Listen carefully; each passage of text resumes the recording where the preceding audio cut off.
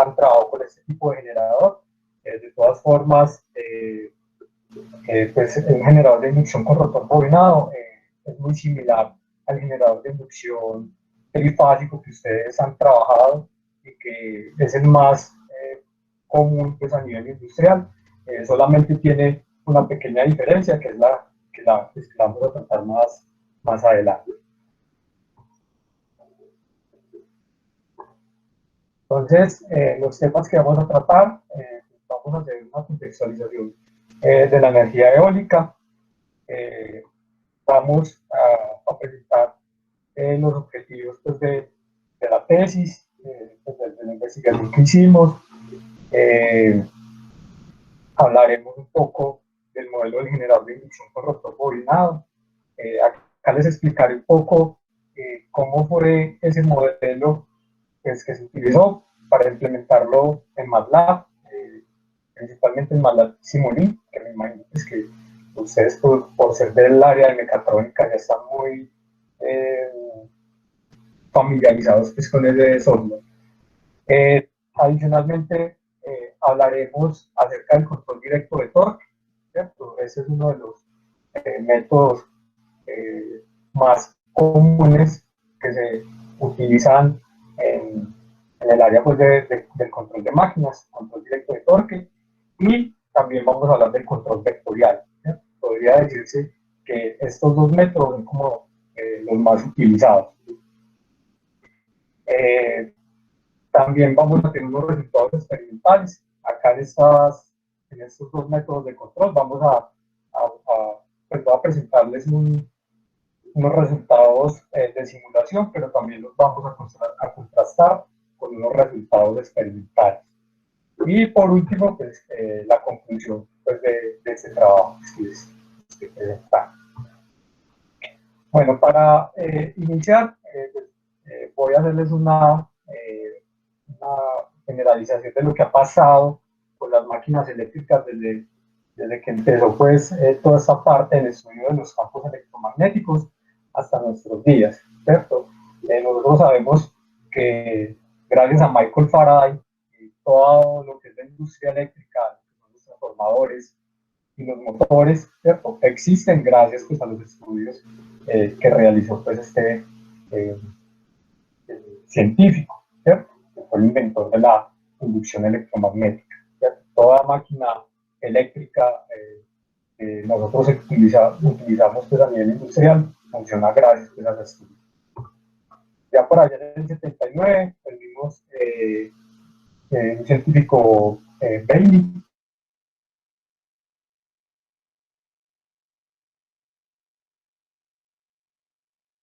Carlos, perdimos el audio. Los motores.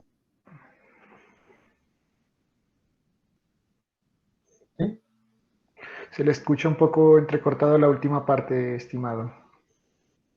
Bueno, entonces acá tenemos este científico que estudió el campo magnético girante, que es digámoslo así, el funcionamiento, nos explica el funcionamiento de toda máquina rotativa.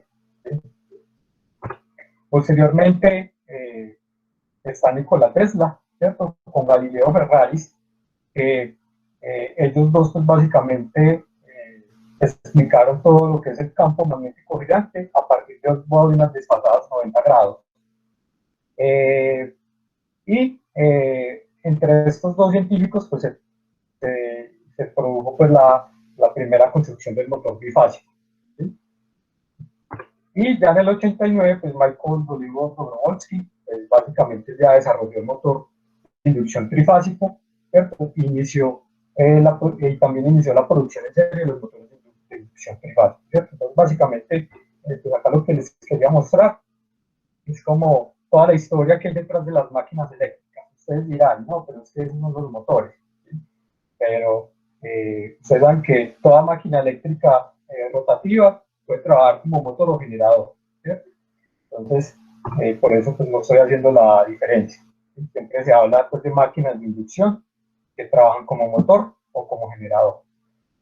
Acá en esta imagen pues, podemos ver un poco esa evolución desde el punto de vista de la eficiencia de las máquinas eléctricas, ¿cierto? Recordemos que la eficiencia de una máquina eléctrica, sobre todo el motor, ¿cierto? Es la relación que hay entre la potencia de salida y la potencia de entrada, ¿cierto? O sea, la potencia mecánica respecto a la potencia eléctrica, ¿cierto? Entonces vemos que inicialmente por allá en los años 60 un motor tenía una eficiencia del 88% y ya en el 2016 podemos tener motores del 96,5% de eficiencia, ¿cierto? Incluso hasta más, ¿cierto? Ya depende pues, de la tecnología y de los materiales que se utilicen. Bueno, cuando vamos a hablar de la generación eólica, básicamente nosotros estamos hablando de una transformación de energía. ¿Sí? Cuando nosotros utilizamos un motor, pues, lo que estamos haciendo es transformar energía eléctrica, la estamos transformando en energía mecánica. Cuando ya hablamos de un generador eólico, estamos hablando de una máquina que está transformando la energía cinética del viento, ¿cierto? La transforma en energía mecánica y la energía mecánica se transforma en energía eléctrica, ¿cierto? Entonces ahí es un poco diferente a lo que estamos acostumbrados a ver en los motores. Entonces acá es un pequeño recorderis de lo que ustedes ya han visto en sus materias pues, de máquinas eléctricas. Recordemos pues, que la eficiencia de una máquina está relacionada por la potencia de salida sobre la potencia de entrada por el 100%. Y dependiendo de la transformación que nosotros vayamos a hacer, si vamos a hacer una transformación de energía térmica a energía mecánica, nosotros podemos encontrar que la eficiencia es del 25 al 40%. Por eso es que los motores de los carros, gran porcentaje de la potencia se basa en calor, ¿cierto? Y otra parte, pues, como dice acá, entre el 25 y el 40%, realmente se está utilizando en el movimiento del carro. Ya en el motor diésel, ¿cierto? Energía química, energía mecánica, está en 15 y el 30%. Y como vemos, pues, comparando esas tres tecnologías, la energía eléctrica, de la energía eléctrica a la energía mecánica, tenemos una eficiencia entre el 75 y el 98%. Entonces, ¿qué nos quiere decir eso? Pues que los motores eléctricos, las máquinas eléctricas tienen un alto rendimiento, porque realmente casi toda la energía que estas producen, pues se van a ir hacia la función pues, que se está proponiendo, ¿verdad? Un motor eléctrico, pues realmente casi que convierte toda la energía eléctrica en energía mecánica, casi un 100%, podría decirse. Entonces acá, pues, dependiendo del flujo de potencia, pues, vamos a tener un motor que estamos transformando energía eléctrica a energía mecánica y vamos a tener un generador si tomamos la energía mecánica y la transformamos en energía eléctrica, ¿cierto? Y básicamente pues esto es lo que es un generador eólico, ¿cierto? Tenemos la energía del viento, la energía mecánica, tenemos caja de engranajes, ¿cierto? Esta caja de engranajes la vamos a tener dependiendo de la tecnología y dependiendo del generador. Vamos a tener otra componente muy importante que va a ser el conversor. Cuando hablamos del conversor, me estoy refiriendo a toda esa parte de la electrónica de potencia. ¿Sí? Gracias a la electrónica de potencia, pues es que hoy en día nosotros podemos hacer uso de todas estas fuentes de energía renovables, ¿cierto? Sea energía solar fotovoltaica, o sea, energía eólica o incluso los carros eléctricos, ¿cierto? Todo eso no existiría y no se estaría masificando tanto si no se tuviera pues esta tecnología de los conversores, ¿cierto? Incluso ustedes han visto que a nivel industrial ya el motor que más se utiliza es el motor de inducción trifásica, ¿cierto? Anteriormente se utilizaba mucho era el motor de corriente continua. Esto ha cambiado gracias pues, a todos estos elementos de electrónica.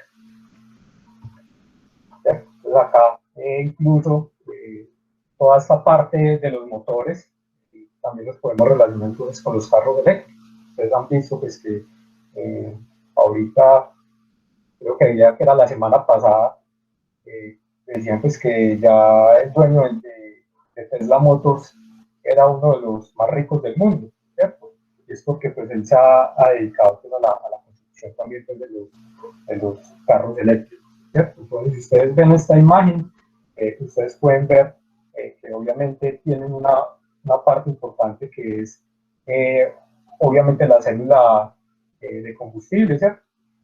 También el hidrógeno pues hace parte pues de las tecnologías de energía renovables que se están viendo, pero si ustedes ven en este carro tenemos una mezcla entre hidrógeno, electricidad, ¿cierto? Y electrónica de potencia, ¿cierto? Si nosotros no tenemos la electrónica de potencia, pues no vamos a tener el control de toda esa energía y no vamos a poder pues, hacer un buen uso pues, de estos elementos.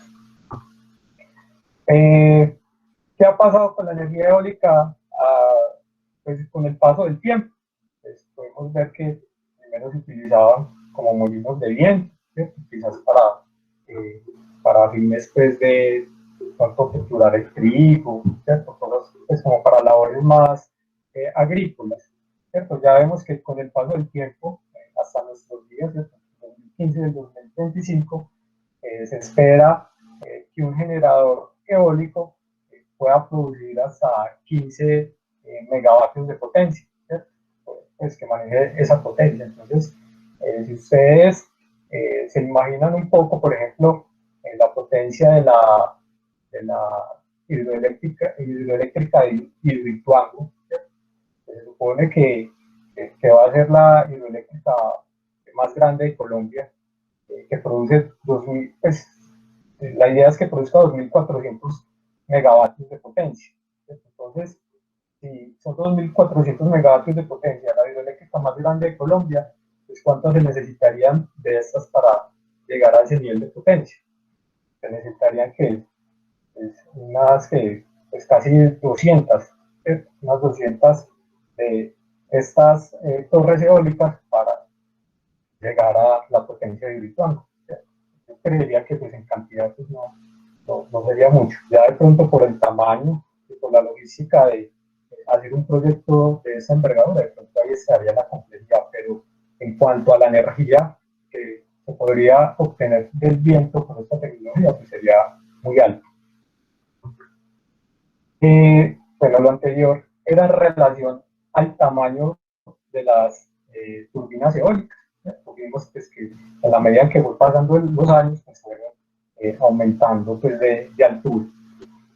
Aquí vemos pues, más o menos que hace 20 años se comenzó todo este boom de la generación eólica. ¿Cierto? En el 2000 en el mundo se tenían 17 gigavatios de potencia instalada.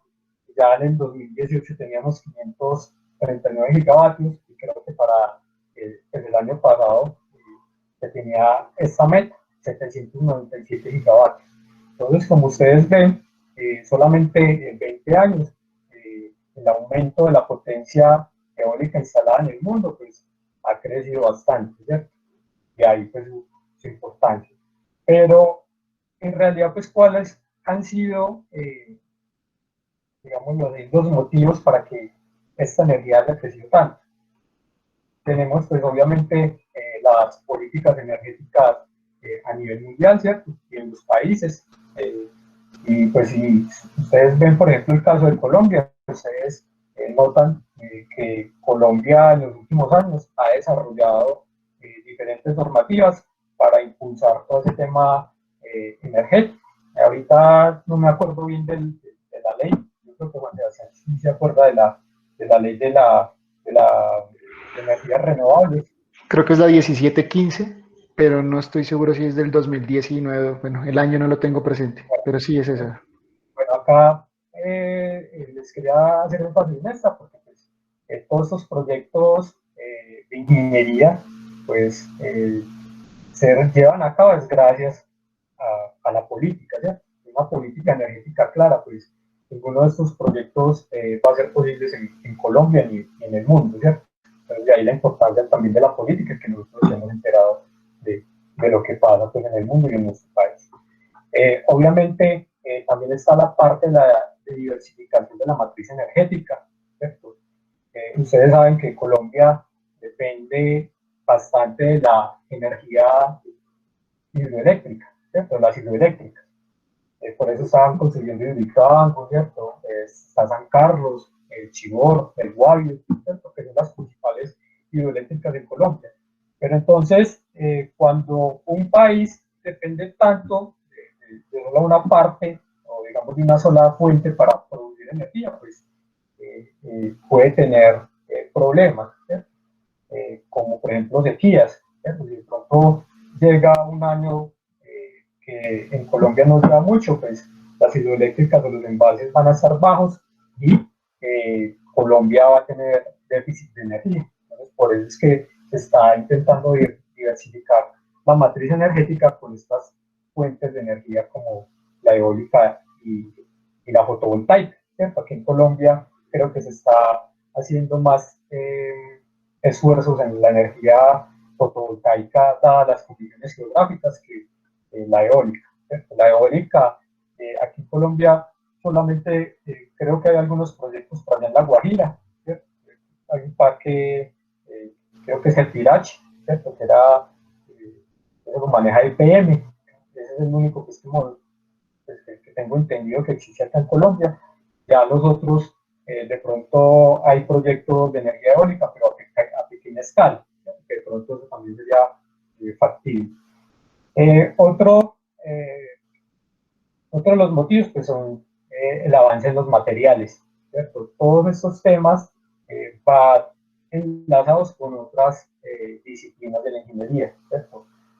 Sin los materiales y sin el estudio de la aerodinámica, por ejemplo, pues todo lo que es la parte de la energía eólica, pues no sería posible o la tendríamos en una etapa pues como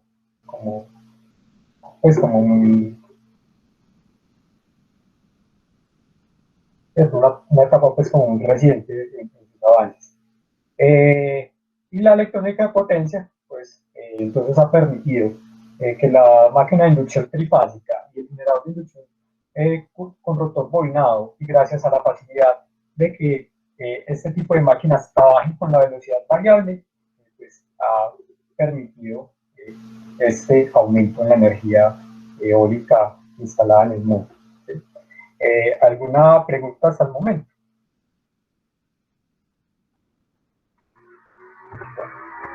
De mi parte no, Carlos. ¿De alguno de los estudiantes o hasta ahora todo claro? Bueno, acá en esta parte pues quería hacer énfasis en diferenciar los dos tipos de máquinas, ¿cierto? Como les había mencionado, tenemos el rotor, la máquina de inducción trifásica con rotor jaula de ardilla o rotor en cortocircuito, ¿cierto? Que esa es la más común. Y tenemos la máquina de inducción trifásica con rotor bobinado, ¿cierto? Este está compuesto de bobinas de cobre que son insertadas en las ranuras del rotor, ¿cierto? Entonces, físicamente, nosotros cómo podemos ver la diferencia entre las dos máquinas, son similares, son de inducción, también trabajan con esta parte de lo que es el deslizamiento, ¿cierto? Yo creo que ustedes tienen claro lo que es el deslizamiento en una máquina de inducción. Ambas máquinas trabajan con esos conceptos, ¿cierto? La gran diferencia es esta parte que el rotor está bobinado, ¿cierto? Se puede decir que el rotor tiene un devanado adicional, ¿cierto? Entonces, físicamente, ustedes pueden apreciarla así, las dos diferencias.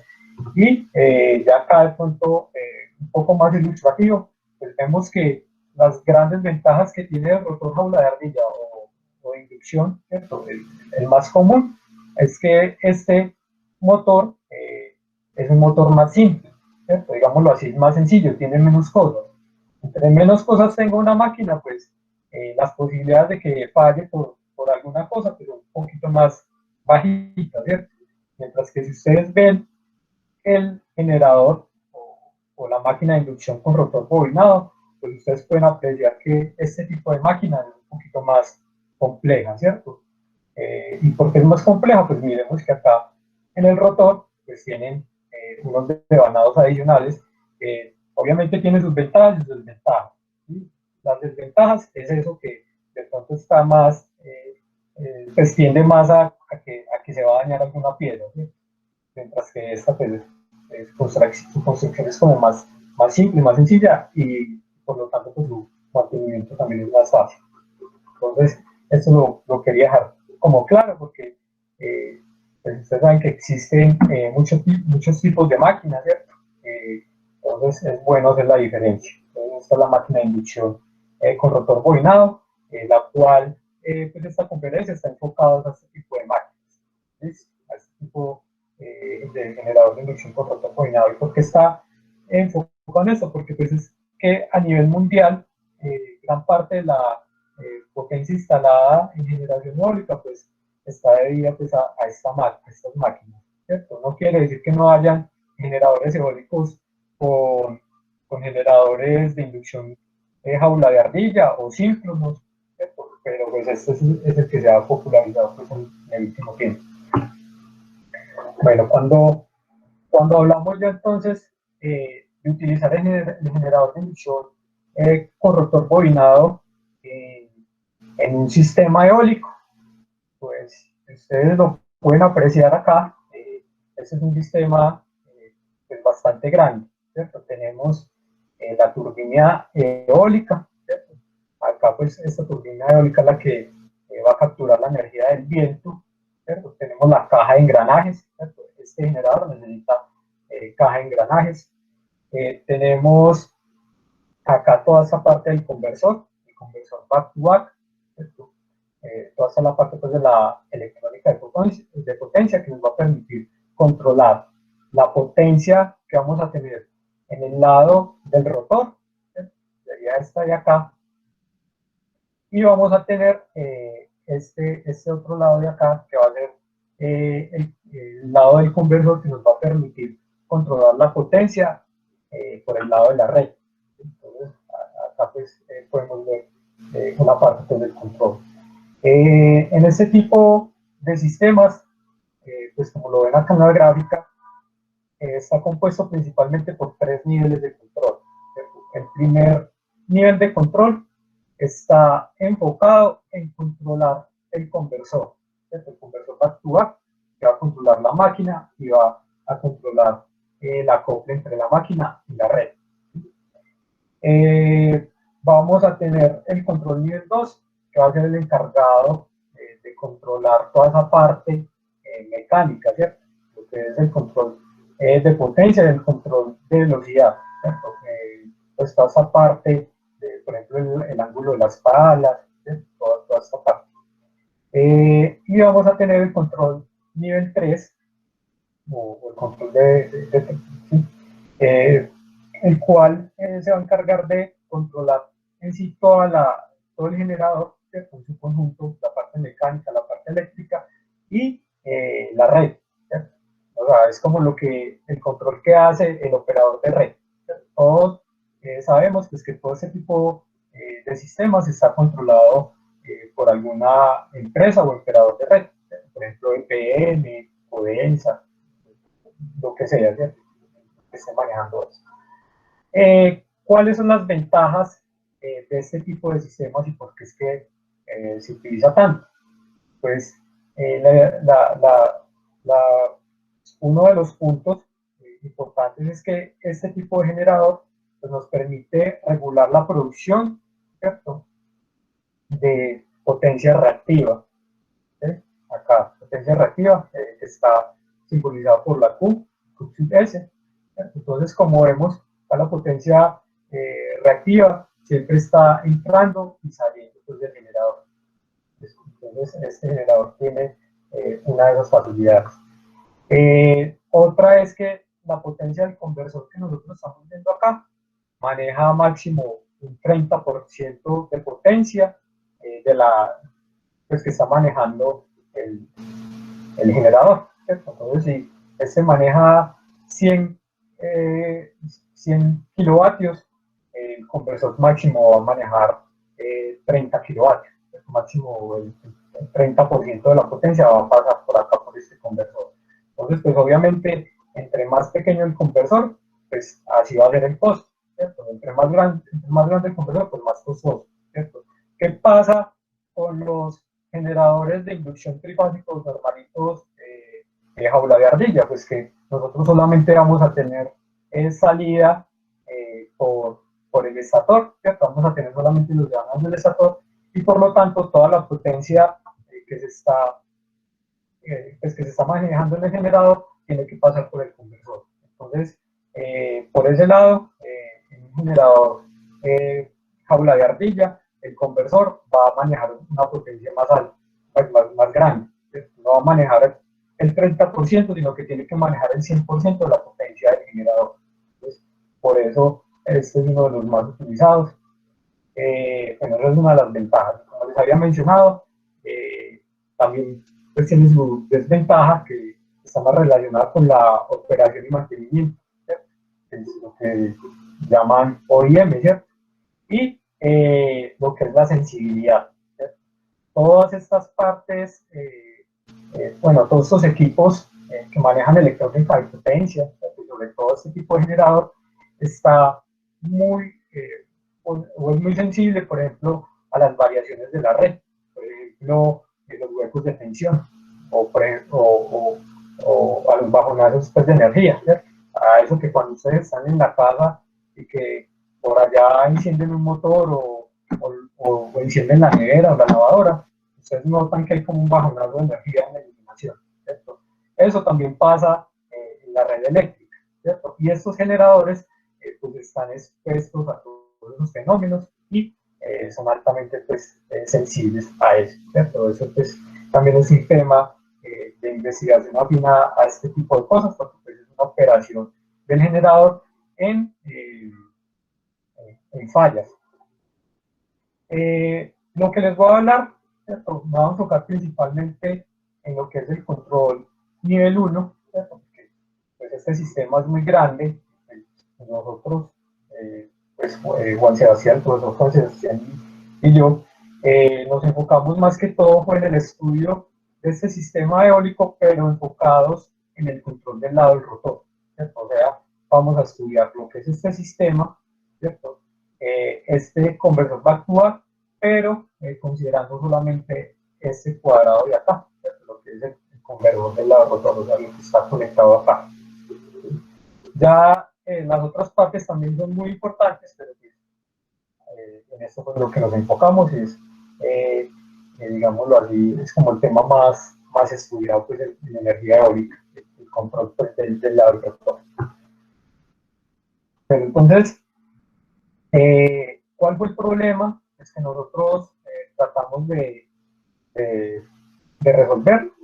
Es que ese sistema de control que les acabo de mostrar, pues casi siempre son controladores PI, ¿cierto? Proporcionales integrales, y solamente son ajustados por algunos puntos de operación, ¿cierto? Cuando los sistemas son tan grandes, ¿cierto? Ya ajustar un controlador PI ya es un poco más complejo, ¿cierto? Entonces, ese es uno de los problemas pues, que identificamos. También en estos sistemas eólicos existe un controlador que se llama un controlador dead beat, ¿cierto? También encontramos pues, que este controlador dead beat en investigaciones pues, que se hicieron en el grupo de investigación, ¿cierto? El profesor Alfeo, ¿cierto? Que fue el profesor que les habló el martes, ¿cierto? Él fue que investigó acerca de ese controlador, ¿cierto? Pero entonces encontramos que había en algunos puntos de operación en los que no se atendían las referencias. También encontramos pues, que las causas de eso era que el modelo matemático era poco aproximado al sistema real, ¿cierto? Eso pues, es una de las causas más comunes a la hora de controlar cualquier sistema, ¿cierto? Que de pronto el modelo matemático que se está utilizando no es el más adecuado. También la variación de las condiciones de operación del generador, ¿cierto? Dependiendo pues de las condiciones en las que esté trabajando el generador, pues en algunas ocasiones hay fallas. Entonces, la idea de los controladores es que ante todas las situaciones la máquina responda de la mejor manera. ¿Y qué consecuencias puede tener eso? Pues todas las que tienen que ver con la calidad de la energía, ¿cierto? En cuanto distorsión de la onda, ¿cierto? Ya la máquina ya tiende a quemarse. Entonces, a estos problemas, ¿cierto? Y a estas causas, una de las propuestas que se pensó, ¿cierto? Fue adicionar un controlador FUSI o controlador difuso, también lo pueden conocer como controlador nebuloso, para compensar las incertezas y no linealidades del sistema. ¿Sí? Entonces, el objetivo general de esto fue controlar las potencias del generador de inducción con rotor bobinado usando lógica FUSI. ¿Sí? Acá nos planteamos prácticamente dos objetivos. Aquí el primer objetivo fue aplicar el controlador FUSI tipo Mamdani para el ajuste de un controlador PI en la malla interna del control directo de torque con un sistema de generación eólica basado en generador de inducción con rotor bobinado, ¿cierto? En inglés, cuando ustedes vayan a consultar de este tema, también lo pueden encontrar como de FIC, generador doblemente alimentado también le llaman, pero que básicamente es esa máquina que les mostré anteriormente. Entonces, como objetivos específicos, mejorar el comportamiento del control PI, del controlador PI en el control directo de todo. El controlador aún no fue usado de la forma propuesta, por eso es que tomó relevancia esta investigación, porque nadie antes pues, lo había utilizado en este tipo de sistemas. Y cuando nosotros terminamos pues, esta investigación, con su profesor pues, y con otros compañeros, pues escribimos este paper. Este paper pues, fue en una muy buena revista, ¿cierto? A1, ¿cierto? Ya si ustedes más adelante tienen más interés, pues pueden consultar este artículo. Pues, si tienen alguna pregunta, pues, nos pueden preguntar. También la segunda propuesta pues, fue aplicar el controlador deadbeat FUSI.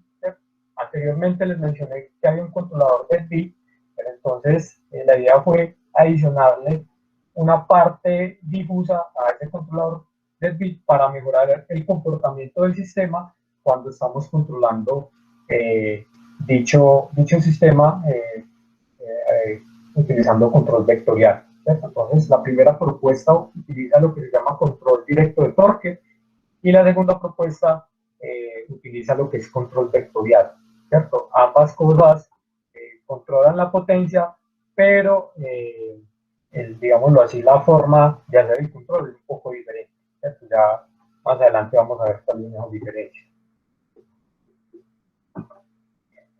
Bueno, mejorar el comportamiento del controlador del bit en algunos puntos de operación. El controlador del FUSI aún no fue aplicado a este tipo de sistema. También acá en esta segunda propuesta publicamos un artículo, ¿cierto? Están invitados a que lo lean, a que sigan investigando y a que nos citen también, ¿cierto? Entonces, acá el que esté interesado, pues ahí está disponible en la red. Bueno, ahora sí entrando un poco a lo que es el modelo del generador de inducción con rotor bobinado, pues nosotros tenemos, digamos físicamente, nosotros vamos a tener en el estator, ¿cierto? 3 devanados, ¿cierto? Corresponden a cada una de las fases, y vamos a tener en el rotor también los 3 devanados correspondientes al rotor, ¿cierto? Tenemos acá el rotor y tenemos el estator, ¿cierto? Lo que es el amarillo y el rojo. Bueno, cuando hablamos de una máquina de inducción, hay tres velocidades que son muy importantes. ¿Cuáles velocidades serán esas eh, digamos, fundamentales en toda máquina de inducción? ¿Qué se acuerdan de eso? Hoy lo estuvimos hablando en la clase, Carlos Mario. Entonces, a ver, a los chicos que yo les explique ese tema, que me preguntaran las dudas, momento de participar para que no se nos duerman ahí mientras nos escuchan a Carlos Mario. A ver, participemos, por favor.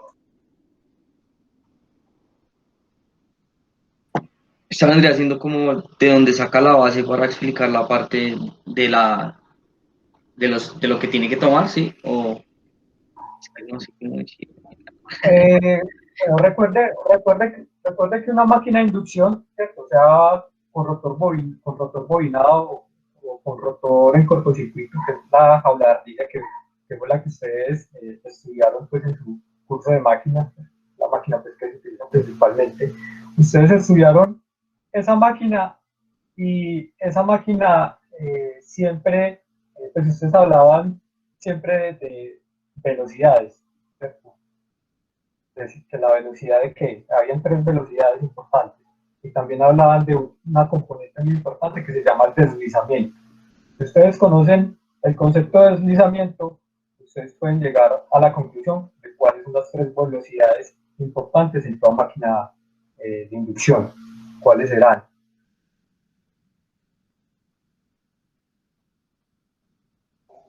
Me los va a corchar, pero sí eso lo acabamos de ver, muchachos.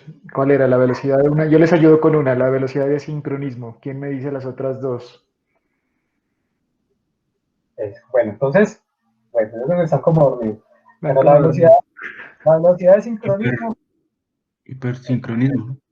la velocidad de sincronismo, digamos es que ese nombre también da como para enredar. La velocidad de sincronismo viene siendo la velocidad de los campos magnéticos que están alojados en el estator de la máquina.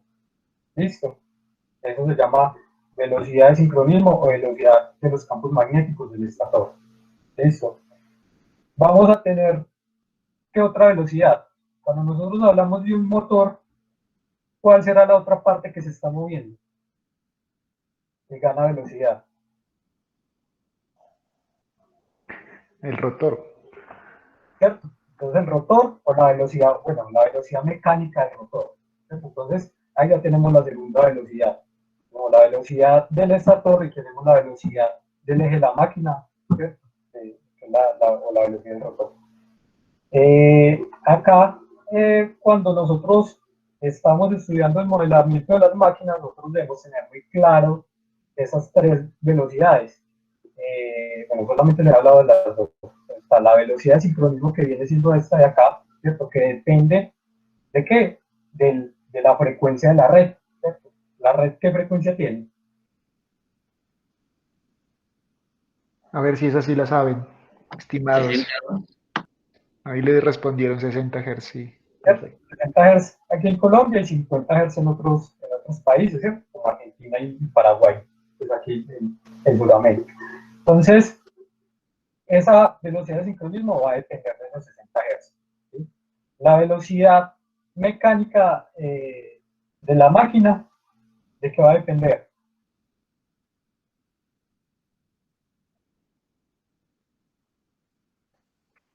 Pues de la carga acoplada a ella, al eje. Sí, También trabaja como motor, ¿cierto? depende del número de los polos. Pero Ah, entonces, también, sí. pero entonces cuando nosotros tenemos la velocidad de sincronismo, ¿cierto? La velocidad de los campos magnéticos del estator, la velocidad del eje, ¿cierto? ¿De dónde sale la tercera velocidad?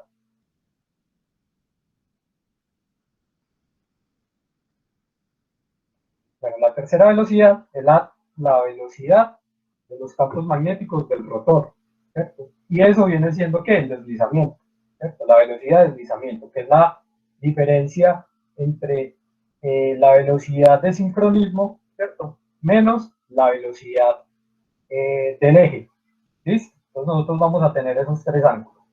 Cuando nosotros hablamos de velocidad, pues también podemos hablar de ángulos, ¿cierto? Entonces tenemos acá el ángulo del flujo del estator, que es teta sub s, tenemos teta sub r, que es el ángulo del flujo del rotor o del deslizamiento, ¿cierto? Ahí en portugués es correctamente, pero pues acá pues, no me quedó tiempo también las gráficas, pero pues, acá es el deslizamiento. Y θ sub m viene siendo el ángulo del rotor, o más bien del eje. Entonces, si ustedes tienen claro esas tres velocidades, pues van a poder pasar fácilmente de un referencial a otro. No sé si ustedes ya han hablado de los diferentes referenciales, pero cuando hablamos de modelado de máquinas, lo que usualmente se conoce pues es el modelo trifásico, ¿cierto? Pero como estas máquinas son bastante complejas y matemáticamente es muy difícil utilizar estas tres fases para hacer un análisis matemático, nosotros debemos hacer uso del referencial alfa, beta o estacionario, ¿cierto? Acá básicamente pues les estoy mostrando que lo que es la fase A, B y C, yo la puedo representar en un sistema alfa, beta. ¿Sí? O sea, pasé de tres fases, pasé a dos componentes, la alfa y beta, y se conoce como referencial estacionario.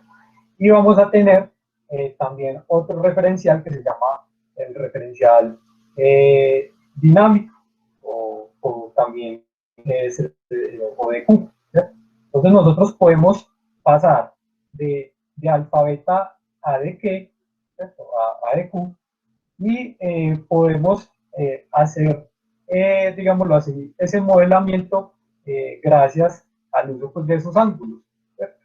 El ángulo del estator, el ángulo mecánico o del eje y el ángulo debido al deslizamiento. ¿Cierto? Entonces, con esos tres ángulos, nosotros vamos a jugar de aquí en adelante. ¿Sí? Si ustedes no tienen claro esos tres ángulos, cuando ustedes quieran estudiar con detalle este tipo de máquinas, de pronto se van a confundir. ¿Sí? Entonces, no sé si de pronto alguien tiene alguna pregunta hasta el momento. Pues acá me quise detener porque pues, no lo que queda acá aparte todo. Listo. Bueno, entonces, cuando ya vamos a modelar la máquina, pues sabemos que la tensión del estator en alfa beta se debe a la resistencia del estator o la corriente del estator más la variación del flujo magnético del estator alfa beta. Esto viene siendo como una especie de tensión inducida. Entonces, ahí la suma de esas dos nos va a dar la tensión del estator.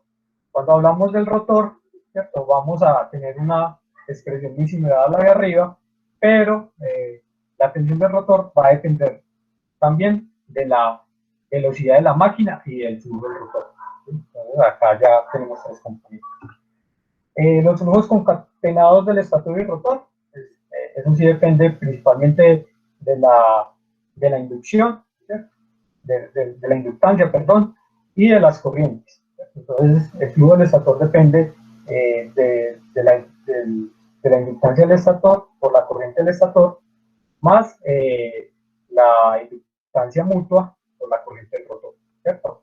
Si ustedes ven estas ecuaciones, son muy parecidas a las ecuaciones que ustedes encuentran en la máquina de rotor a jaula de ardilla. Son muy parecidas, hay algunas diferencias. Acá, similarmente, tenemos el flujo del rotor y otra ecuación importante es la fórmula del torque electromagnético. Acá nos relacionan el número de polos y la inductancia y la corriente. ¿Cierto? Obviamente el torque, si ustedes lo quieren expresar de otra forma, el torque también depende de qué? Depende de la potencia y de la velocidad de la máquina. ¿Cierto? Nosotros a partir de la potencia y la velocidad de la máquina, nosotros también podríamos llegar hasta esta expresión. Resumiendo todo lo que les acabo de mostrar, por ejemplo, pues en los libros especializados siempre resumen los modelos de las máquinas de inducción, los resumen de esta forma. Cuando ustedes van a trabajar en Simulink, MATLAB, creo que ya tiene listo este bloque, ¿cierto? Que a veces pues hay que estudiarlo muy bien como para uno no confundirse. Yo lo que hice en mis estudios porque yo modelé la máquina desde el comienzo, ¿cierto? Yo no utilicé el modelo que está en MATLAB, sino que yo cogí todo esto que está acá y lo hice un bloque propio pues, de la máquina de inducción, ¿cierto? Así pues uno sabe qué es lo que está manejando, y, pues, y si uno es ordenado, pues, pues las probabilidades de equivocarse pues, son bajitas, ¿cierto? Básicamente lo que les estoy mostrando acá, ¿cierto? Estas son las entradas, la tensión del estator, la tensión del rotor, la velocidad del eje, la corriente del estator y la corriente del rotor, ¿cierto? A partir de los diferentes parámetros de la máquina, yo puedo obtener las corrientes del estator y alfa, beta, ¿cierto? Con eso yo calculo los flujos y también puedo calcular todo lo que corresponde a la dinámica mecánica de la máquina, ¿cierto? Cuando hablo de la dinámica mecánica, pues me refiero al torque, a la velocidad mecánica, ¿cierto? Al ángulo del eje. Entonces, esto que está acá, ustedes cuando se metan en Simulink y se pongan ahí a cacharrearle a ese bloque del generador, ustedes van a encontrar una cosa parecida a esto. ¿Sí? Obviamente, pues escrito pues, en el lenguaje de MATLAB, pero si ustedes analizan bien, va a ser una cosa parecida a esto. Pero cuando nosotros queremos controlar la máquina a partir del control directo de torque o a partir del control vectorial, todos esos dos tipos de control, nosotros debemos tener claro que es la orientación de campo por el flujo del estator, ¿cierto? Digámoslo así, que esto es una condición que nosotros le ponemos a la máquina para que nosotros podamos analizar de una forma más fácil todos estos sistemas. Entonces, ¿qué es lo que dice esa orientación de campo por el flujo del estator? Pues básicamente es que todo el flujo del estator se va a alinear solamente al eje directo, ¿cierto? Entonces, cuando nosotros alineamos el eje directo de la máquina, ¿cierto? El flujo del estator, pues vamos a tener estas condiciones. Vamos a decir que el flujo del estator en el eje directo y en el de cuadratura va a ser igual al flujo solamente directo del estator, ¿cierto? Y la tensión del estator va a ser igual a la tensión del estator en el eje de cuadratura, ¿cierto? Estas son algunas condiciones. De pronto acá ustedes sí tienen que estudiar un poquito más, porque acá sí hay que estudiar más esta parte. Entonces, si nosotros tenemos estas condiciones, pues estos dos componentes van a ser cero. Cuando nosotros hacemos ese desacople, vamos a tener un desacople también en las corrientes del rotor. Entonces, gracias a esta parte es que nosotros podemos trabajar con los diferentes tipos de controladores. En este caso, el controlador difuso, ¿cierto? En otros casos también, ya hay diferentes técnicas de controlar una máquina. Entonces, cuando hablamos del control directo de torque, pues básicamente lo que nosotros hacemos es tomar los valores de corriente y de tensión y mezclarlos. Aquí no me va a detener mucho detalladamente pues, en estas componentes, esto ya es cuestión pues, de matemáticas. ¿Sí? Ustedes combinan la corriente y tensión, pues van a poder obtener el torque electromagnético de la máquina, que va a depender principalmente del flujo directo del estator y el flujo de cuadratura del rotor. Y la potencia reactiva también va a depender de esas dos componentes. ¿Cierto? Entonces, ahí tenemos las dos cosas que queremos controlar. Si nosotros controlamos torque electromagnético, también podemos controlar la potencia activa del estator. Entonces, básicamente estamos controlando potencia al aplicar pues, esta formulación. Entonces, ¿cómo apliqué el controlador difuso en este tipo de sistemas? Entonces, recordemos que el sistema que les había mostrado anteriormente, pues se redujo solamente al control del lado del rotor. ¿Cierto? Fíjense que acá se supone que sería el conversor back-to-back, pero solamente estoy trabajando con la mitad de ese conversor, sería el conversor del lado del rotor. Entonces fíjense que acá tengo el conversor del lado del rotor, conectado al rotor, y esta parte pues está conectada a la red, pero obviamente solo acá me estaría faltando el conversor del lado del estator. Entonces, ¿qué es lo que se hace? Básicamente, todos los sistemas de control en esta parte del rotor está compuesta. Entonces tenemos la máquina, esta es la conexión que tenemos la máquina del estator hacia la red. Acá yo estoy tomando el sistema trifásico ABC y lo estoy transformando en alfa beta. Acá fíjense que acá yo no necesito ningún ángulo para hacer esa transformada. Si acá estoy tomando la tensión y la corriente, con esta transformada paso de referenciar ABC, lo paso a alfa beta. Acá tengo la corriente del estator en alfa beta, tengo la tensión del estator en alfa beta.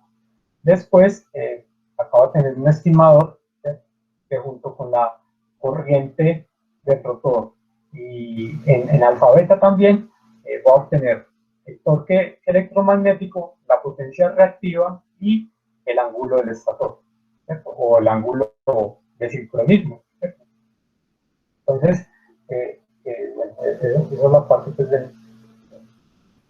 del estimador.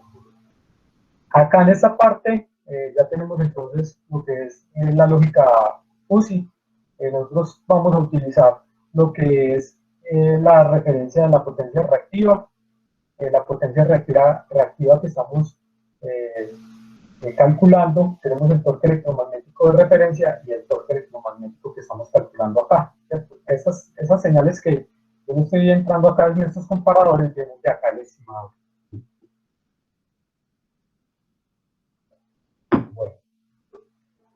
Bueno, entonces, ¿qué nos dice acá estas dos gráficas o estos dos cuadros? Es que yo estoy trabajando con el error de la potencia reactiva y el error del torque electromagnético para poder controlar esta máquina, ¿cierto? A partir de esos errores, ¿qué estoy obteniendo? Estoy obteniendo la tensión de alimentación del rotor, ¿sí? Acá obtengo esto en el referencial dinámico, en el referencial de Q, ¿cierto? Después lo paso al referencial alfa beta del rotor, ¿cierto? Pero como es alfa beta del rotor, fíjense que acá yo ya estoy utilizando el ángulo de los flujos magnéticos del rotor o el ángulo de deslizamiento, ¿sí? Entonces, acá por eso es importante saber qué es lo que se está haciendo.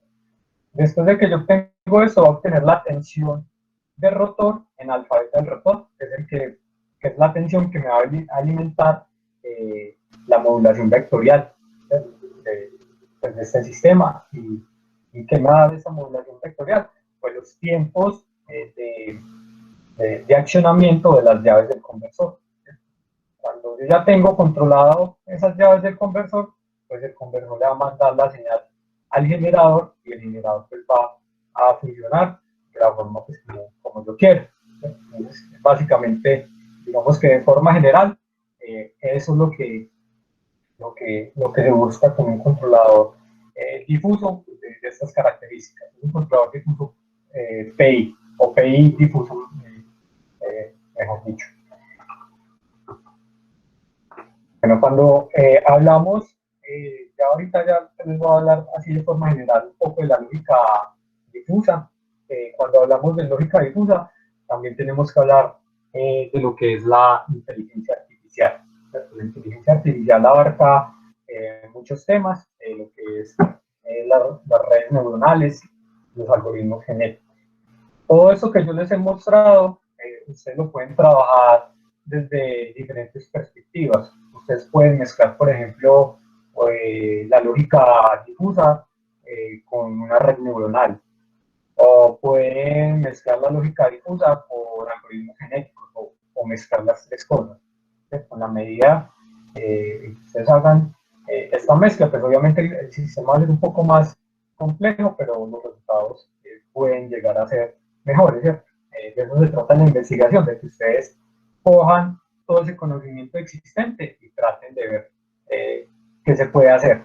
Entonces, básicamente se puede hablar de estos tres temas cuando se habla de inteligencia artificial. Obviamente hay muchos más temas, por ejemplo, esa parte de optimización, ¿cierto? Hay muchos métodos de optimizar algo, pero digámoslo así, de forma general están estas tres cosas. Cuando hablamos de la lógica difusa, ¿cierto? Así en términos simples, cuando a ustedes les preguntan, ¿la ropa está sucia? ¿Cierto? Ustedes pueden decir, no, la ropa está más o menos, ¿cierto? No, es decir, no aguanta otra puesta, está un poquito sucio, sí, bueno, digámoslo así, en un lenguaje humano nosotros podemos decir estas cuatro cosas, ¿cierto? La ropa está muy sucia, está sucia, poco sucia o nada sucia, ¿cierto? E incluso podemos pues meterle pues un poco más de cosas acá.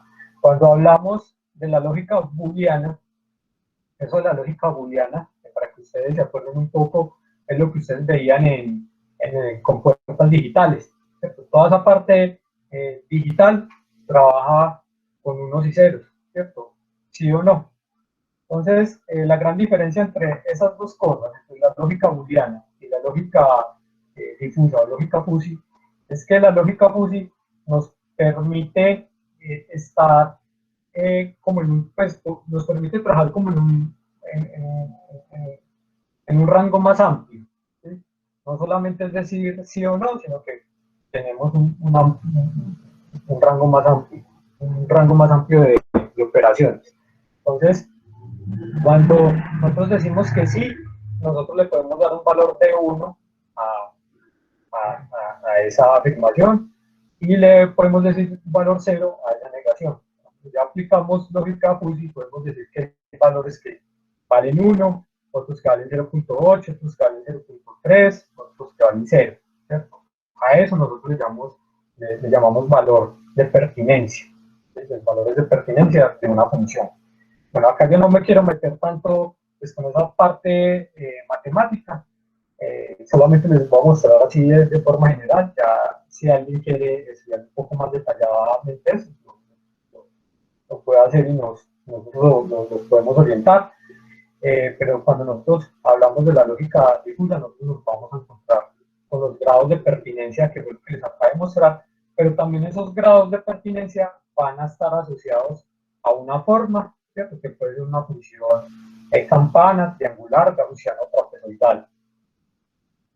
Y cada función va a tener un nombre, ¿cierto? Puede ser una, digámoslo así, una variable lingüística. Una variable lingüística puede ser, por ejemplo, la corriente, la tensión, ¿sí?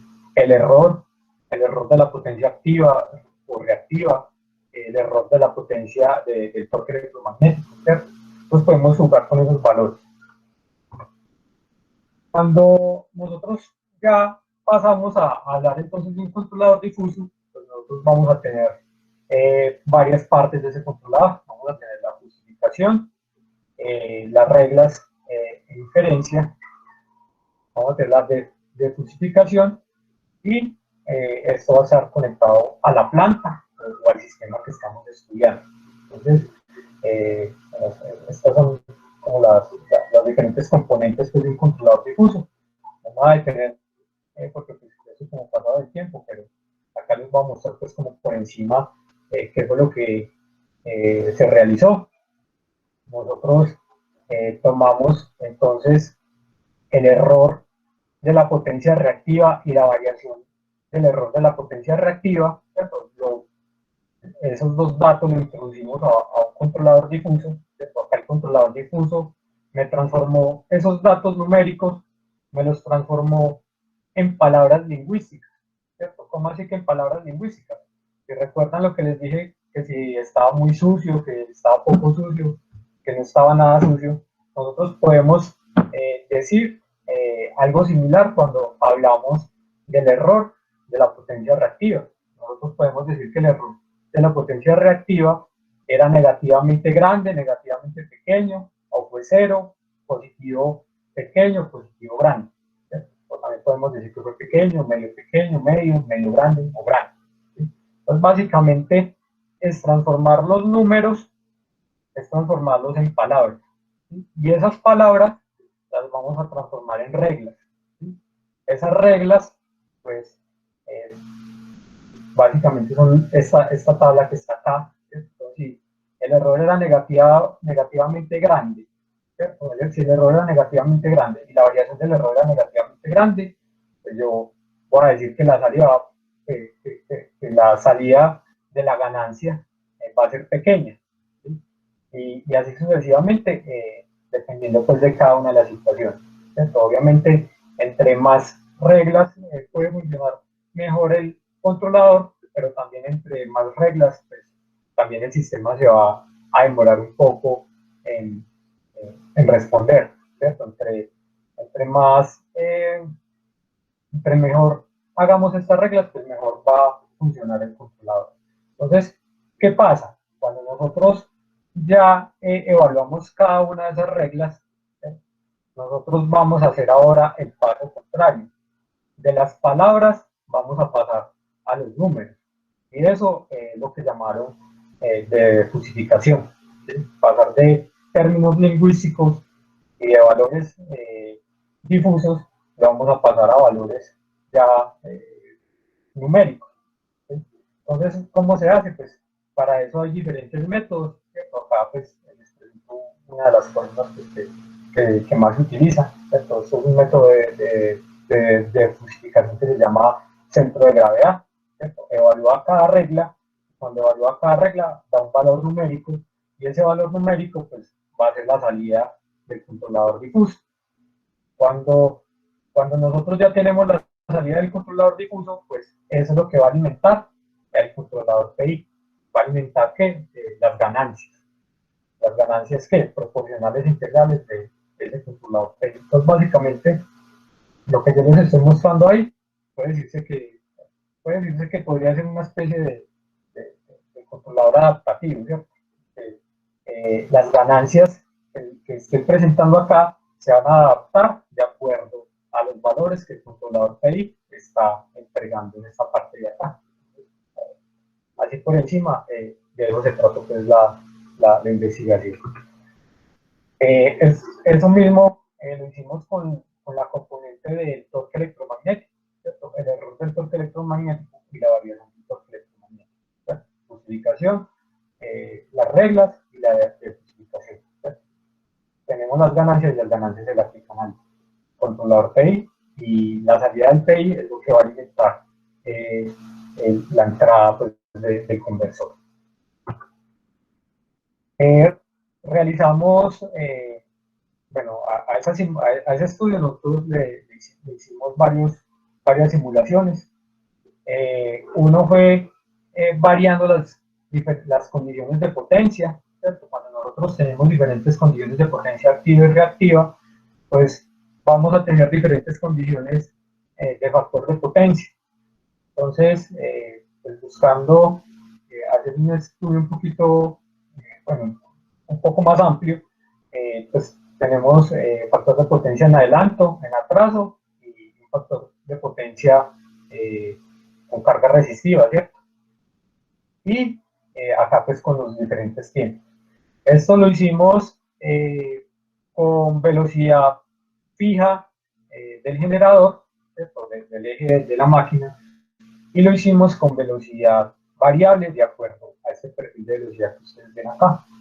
De acuerdo a las características de la máquina, nosotros tenemos una velocidad síncrona, de 189, 190, me parece que era la velocidad de sincronismo de esta máquina, ¿cierto? Radianes por segundo. Cuando hablamos de radianes por segundo, ustedes lo pueden pasar también a RPM o revoluciones por minuto, que es lo más usual a nivel industrial. Entonces lo que hicimos fue variar la velocidad de la máquina de 150 a 230 más o menos, y después lo dejamos constante. Entonces, eso fue lo que hicimos en el segundo test. Entonces, recordemos que el primero fue con 200 radianes por segundo, y el otro fue siguiendo ese perfil de velocidad. Estos fueron los resultados que encontramos. tenemos la potencia activa. La potencia activa, pues ustedes ven acá la referencia, la referencia de la máquina siguió a lo que nosotros queríamos. Tenemos acá la potencia reactiva. Acá la potencia reactiva pues no trabajó tan bien como esta, pero los resultados también son buenos. Y tenemos el torque. Básicamente la potencia activa y el torque pues son iguales porque ambas dependen, ¿cierto? Si nosotros tenemos torque, pues podemos tener también potencia activa o viceversa. Acá tenemos la corriente del rotor en alfa beta. Todo eso que yo les estoy mostrando, ustedes lo pueden simular en Simulink, ¿cierto? Utilizando pues todos esos referenciales, todas esas transformadas que les mostré. Tenemos acá la corriente del estator en la corriente alterna, ¿cierto? Acá vemos las tres fases. ¿Qué es lo que nosotros buscamos acá? Pues que la forma de onda de corriente alterna en esta gráfica pues, sea simétrica, ¿cierto? Que no sea distorsionada. Si es distorsionada, pues quiere decir que el control que estamos haciendo está mal hecho.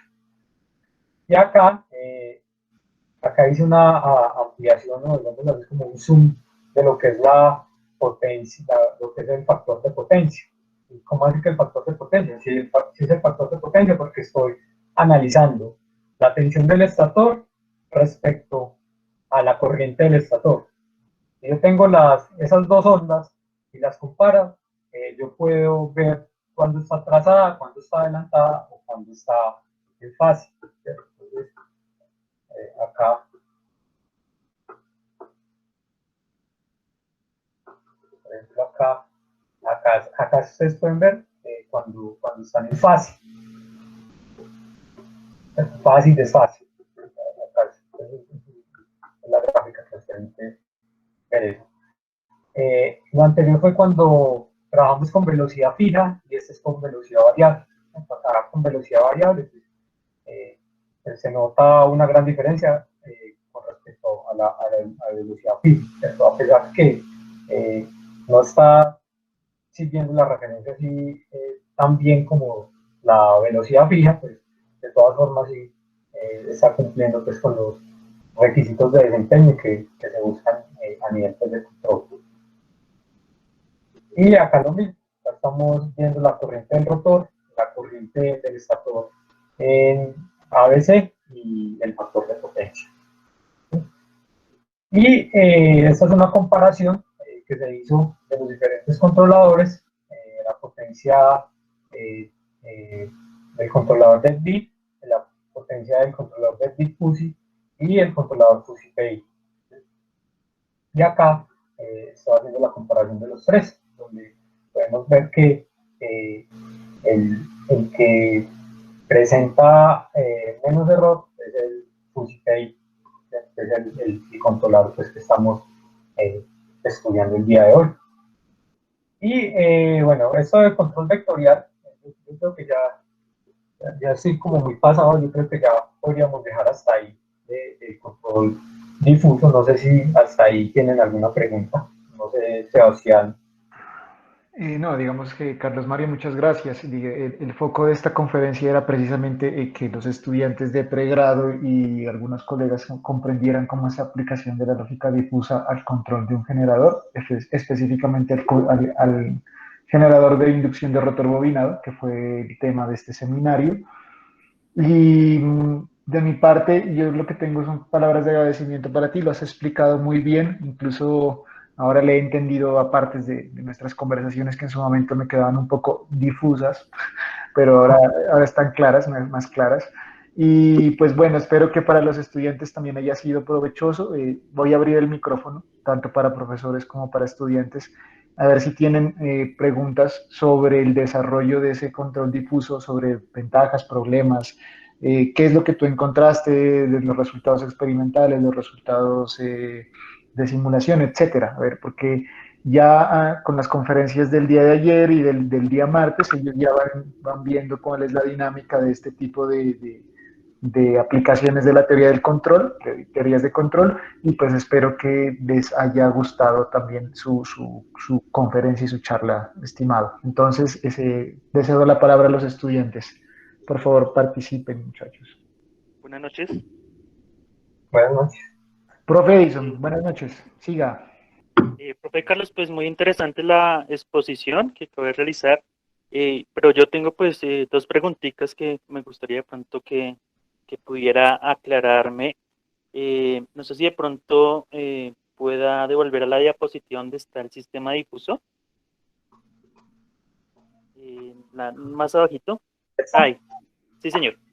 La primera tiene que ver con qué criterios se tuvieron en cuenta al momento de establecer los universos de discurso para las entradas del error y pareciera que también el cambio del error y adicionalmente para la salida, ¿no? Para la salida del sistema difuso, no sé si es la acción proporcional una y la otra la acción integral para ese controlador difuso.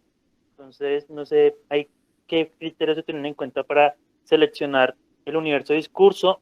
Adicionalmente, si las formas, pues allá estoy viendo que están utilizando funciones de pertenencia de tipo triangular, si de pronto hicieron pruebas ajustando las funciones de transferencia tipo gaussiana o tipo exponencial, y adicionalmente si se cambiaron los puntos de intercepción entre cada una de esas funciones de pertenencia, ¿no? También otra preguntita sería, al momento de realizar la simulación, ¿se tuvo en cuenta la influencia de ruido? Dado que pues, en el sistema difuso tenemos allí el cambio del error, y pues estos controladores difusos son muy susceptibles a ruido, y más que todo pues, en la parte derivativa. Entonces, esas serían como unas pequeñas preguntas, profe Carlos. Muchas gracias, profesor Jonay. Sí, básicamente, digámoslo así, con el conocimiento que se tiene ahora, esta parte de las funciones de pertinencia, se utilizó la función triangular, digamos que por su popularidad y porque fue la que respondió de la mejor forma, ¿cierto? Se podría utilizar esas funciones gaussianas o, por ejemplo, las funciones tipo campana, pero pues, ya para optimizar este sistema ya se tendría que utilizar eh, otro método adicional que sería el sistema neural, ¿cierto? Redes neuronales, ¿cierto? Que a partir de la lógica difusa se pueden entrenar las redes neuronales y nosotros podamos llegar a unos valores de pertinencia un poco más fiables, digámoslo así, ¿sí? Porque pues, lo que se hizo así como tal, pues no es un valor optimizado. Esto fue más, digámoslo así, que utilizando estas reglas y estas funciones de pertinencia, ¿cierto? Basados en investigaciones anteriores, ¿cierto? Esto está basado pues, en otros papers. Nosotros utilizamos esos estudios para adaptarlo pues, a este tipo de mirador.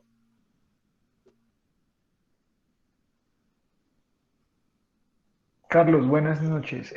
Aquí hay una pregunta de un estudiante y creo que también va de la mano con las preguntas del profesor Edison, pero entonces me dice aquí Miguel que sí, que fueron las mismas preguntas, que gracias por la aclaración de la presentación. Yo creería que el profesor Edison te pregunta son por los criterios o que le podrías explicar mejor cómo obtienes a partir de ese proceso de fusificación, aplicación de reglas y de fusificación, las ecuaciones 6 y 7 que son las ganancias del proporcional integral. Esa sería, creo que es la otra pregunta y creo que con eso le contestarías también a Miguel. Esperemos a ver si salen más preguntas. No, estas dos ecuaciones, estas salen pues pues, las ecuaciones pues como clásicas que se utilizan para la parte de la identificación. Este es el método centro de gravedad, ¿sí? Ese fue el que se utilizó. Pero básicamente estas reglas pues están basadas en esos estudios pues, anteriores, ¿cierto? Lo que nosotros hicimos fue adaptar esos sistemas difusos ya existentes a este tipo de sistemas. Ahí pues nosotros no estamos realizando ninguna novedad en cuanto, digamos, a las reglas utilizadas o al proceso de fusificación. ¿Cierto? Lo que nosotros intentamos realizar fue mejorar, pues, o sintonizar mejor este controlador PI, ¿cierto? Y adicionalmente, pues este controlador PI pues, también fue sintonizado a partir de otro estudio pues, realizado en el grupo de investigación, ¿cierto? Porque solamente el trabajo de sintonizar el PI pues, también es un trabajo arduo, ¿cierto? Ya con lo que hicimos con el controlador FUSI fue mejorar el comportamiento del controlador PI, ¿cierto? Dada la dificultad de sintonizar este tipo de controladores en este tipo de sistemas. Gracias, Carlos. Profesor John, ¿alguna otra pregunta de su parte o de algún otro de los asistentes? Bueno, Diana Lorena Páez nos pregunta, Carlos, con las buenas noches. Quisiera saber en qué influye en el sistema el implementar un control diferente al del nivel 1. Creo que ella se está refiriendo a si puede haber, lo que le entiendo a Diana es si puede haber control difuso en otro de los niveles de control que se hace sobre la máquina, sobre el generador o sobre la turbina, perdón.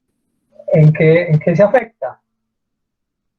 ¿En qué influye que usted implemente un control diferente al del nivel 1? O sea, si puede haber más, ¿qué pasa cuando tengo varios controles? Es lo que yo le entiendo a ella. Pues no sé si es, en realidad, yo creo que son los 3 controles interactuando a todo nivel y pues ya serían como otras aplicaciones, supongo yo que se podría ser una respuesta. No sé cómo la entiende, se la voy a repetir, Carlos. Dice, buenas noches, quisiera saber en qué influye en el sistema implementar un control diferente al del nivel 1.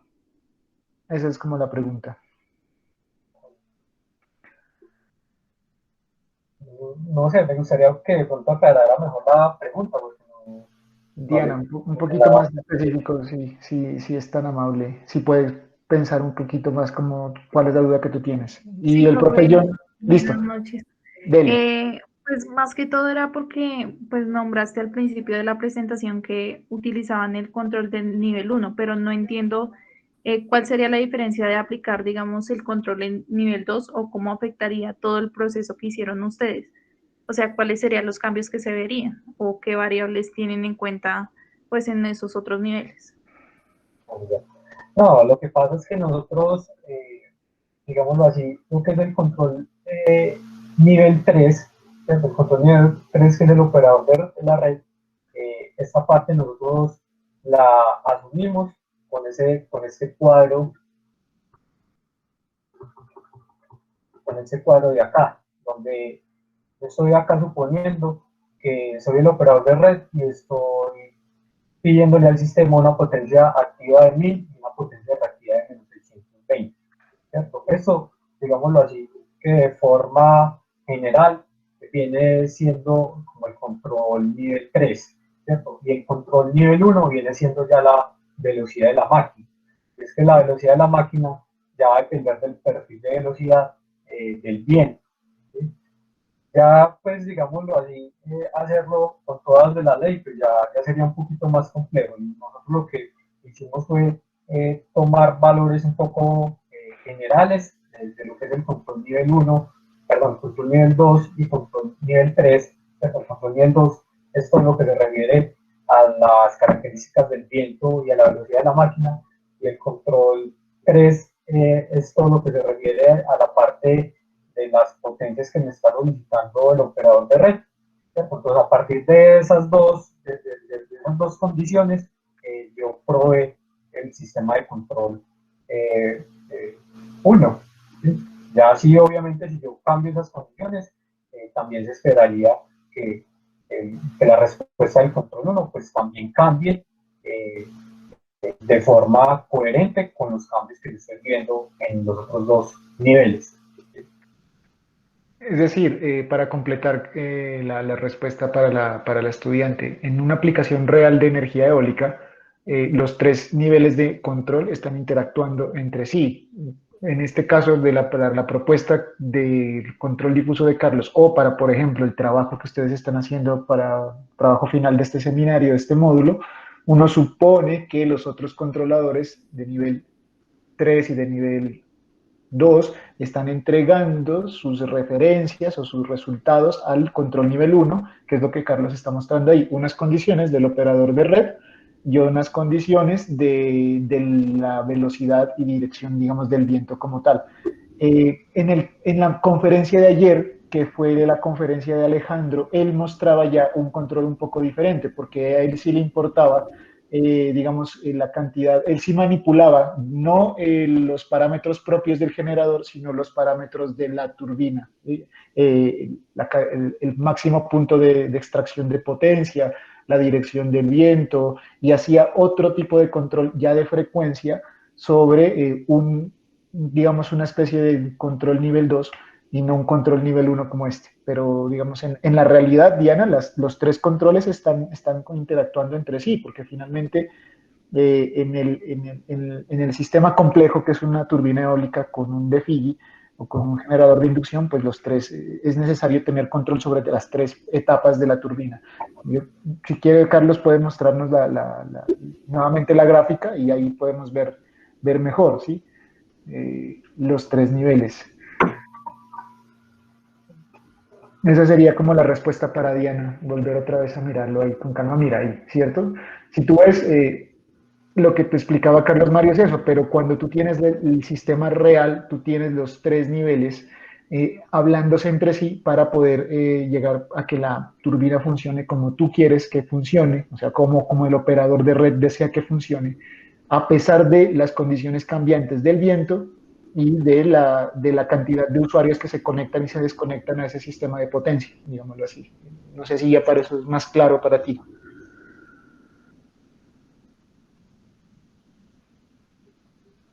Bueno, creo que sí. Listo, Carlos. Yo tengo una última pregunta, si no hay más de parte del público, y con eso también le voy dando de nuevo las gracias. La carga computacional, el burden que llaman el computational burden de este tipo de controladores comparado con cualquier otro de los que, no hablemos del PI, pues que es el básico, sino tal vez un predictivo o un deadbeat, ¿qué tan grande es o qué tan exigente es para una máquina, para un dispositivo como el DSP que trabajamos en el laboratorio? ¿O qué fue lo que usted encontró, digamos, al respecto en el desarrollo de su tesis y con las eficiencias de los dispositivos con los que usted hizo el control a nivel de laboratorio, digamos, en la bancada? Sí, Juan, en cuanto al rendimiento computacional, digámoslo así, a la velocidad de cómputo, la dificultad de este tipo de controladores, eh, digámoslo así, es un poco, pues se necesita un cómputo más elevado, ¿cierto? Debido a que a las reglas, porque dependiendo del número de reglas, él se va a demorar más. Ok, entiendo. También va a tener dificultad. Por ejemplo, ya a la implementación experimental, al momento de hacer estos cálculos, al estimar pues toda esta parte pues, del método del centro de gravedad, pues, al analizar todas estas geometrías, el DSP puede tener problemas en cuanto a capacidad, ¿cierto? Por eso, digamos que el DSP en cuanto a eso, sí, o sea, se necesitaría un poco más de tecnología o un equipo un poco más robusto que pueda trabajar con eso. Ok, Carlos Mario. Hay tiempo para una De última hecho, pregunta. Ah, bueno, perdón. Sigue. de hecho, bueno, este tipo de sistema fue un lógica fusil tipo Mandan. ¿Sí? Hay otro que se llama lógica fusil tipo Takagi Sugeno. El Takagi Sugeno, digámoslo así, evita esos problemas computacionales. Incluso ese también fue otro trabajo pues, que se realizó, que, pues, que se evita esa parte pues, de la defusificación. Ok, es digamos como una Sí, optimización de ese. sí, hay diferentes alternativas. Ese que les acabo de mostrar, digámoslo así, es el método difuso más sencillo que hay, ¿cierto? Porque pues, en la actualidad hay controladores difusos más complejos, pero también más eficientes. Bueno, entonces sería en últimas como una relación entre eficiencia, complejidad y costo computacional para escoger la mejor alternativa, supondría yo. Me corrijo. Sí, pues, Ok, Carlos Mario. Bueno, a mí se me ocurre otra, pero más bien, eso es más bien es una propuesta, ¿no? De los posibles candidatos que salgan aquí a hacer un trabajo derivado de este seminario o de otros estudiantes que vienen más atrás y que posiblemente están aquí asistiendo o asistirán a una conferencia. Habría posibilidad de trabajar el control difuso para otro tipo de máquinas con su merced, tal vez en una colaboración, porque tenemos un control PI hecho para una máquina de reluctancia variable trabajando como motor. ¿Sí? Eso fue un trabajo del seminario pasado. Y una de las críticas constructivas de parte de los jurados fue cómo se sintonizó ese PI y si se puede sintonizar de manera óptima. Entonces, viendo que usted presentó aquí un FUSI-PI, podríamos intentar aplicar ese FUSI-PI, pero a una reluctancia, una máquina de reluctancia variable operando como motor, pues para un control de posición y de velocidad, que es lo que les interesa más a este tipo de ingenieros o de futuros ingenieros, pues por el área mecatrónica, para el control de robótica y todo eso. No sé, le dejo esa duda, estimado. sí, es viable, Juan Sebastián. El controlador difuso, digámoslo así, tiene pues esa gran ventaja de que se puede adaptar fácilmente a otro tipo de sistemas, ¿ya? Sea sistemas fotovoltaicos o mecánicos. Listo, Carlos, muchas gracias. Y hay tiempo para una última pregunta más para cerrar 3 minuticos si hubieran. O también recuerden, si tienen preguntas un poco más de la experiencia de Carlos allá en Brasil, es uno de los colombianos que yo conocí que más tiempo llevaba por allá y que más duró por allá. Aunque hemos tratado ya estos temas en las conferencias pasadas y hoy en la clase, pues si quisiera alguien preguntarle alguna otra cosa a Carlos Mario de su, de su trayectoria ya en Brasil o del tema de hoy, pues tiene 3 minutos para hacerlo y si no, pues damos por concluido esta sesión de hoy con las gracias al interventor, aquí al conferencista. Bueno, Diana te dice que sí quedó mucho más clara la respuesta, que muchas gracias. Miguel también dijo que quedó claro, que le gustó la presentación. Muy ilustrativa, te dicen también. Y bueno, los profes creo que también ahí van a quedar interesados en eso. Ahí están los datos de Carlos. Carlos, muchas gracias, hombre. Con mucho gusto, Juan Sebastián. Sí, acá de pronto si alguien se ha interesado en leer los papers, ahí también hay Google Scholar de Juan Sebastián. Ahí está pues, prácticamente los mismos papers míos, ¿cierto? Ya si tienen más preguntas,